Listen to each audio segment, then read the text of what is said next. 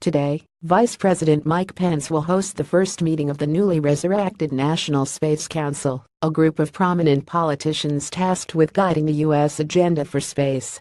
As the head of the council, Pence will hear testimony from various experts in the space community on topics ranging from national security to commercial enterprises.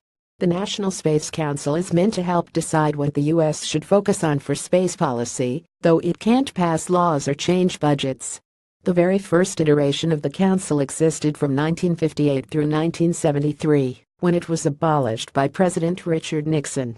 It was then briefly resurrected in 1989 during the George H.W. Bush administration, but eventually disbanded again in 1993. In June, President Donald Trump signed an executive order re-establishing the National Space Council, with Pence as the chair. The council has typically been led by the vice president. So today will be the council's first meeting in over 20 years.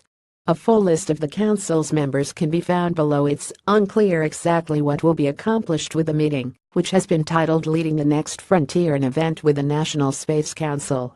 But there are some hints about what will be discussed based on 3 scheduled panels, which include the CEOs from Lockheed Martin, Boeing, and Orbital ATK, as well as representatives from newer aerospace companies like SpaceX, Blue Origin, and Sierra Nevada. One panel will focus on space's role in national security, with former NASA Administrator Mike Griffin and other security experts. It seems that a big topic of discussion will be human spaceflight. Since Boeing and Lockheed Martin are working on both the Space Launch System and Orion for NASA, a rocket and spaceship combo that is supposed to take astronauts into deep space.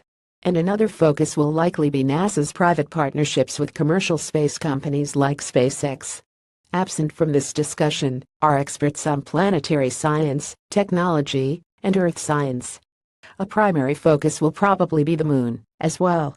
Yesterday, Pence penned a Wall Street Journal op titled "America Will Return to the Moon and Go Beyond," in which he said the U.S. space program will establish a renewed American presence on the moon, a vital strategic goal. It's a move that would be a big change for NASA, which was squarely focused on going to Mars without a moon return during the Obama administration. Pence wrote that once we create a foundation on the moon, then NASA will go beyond to Mars. How all of this will materialize after the meeting remains to be seen, since Congress is ultimately the one that determines NASA's budget.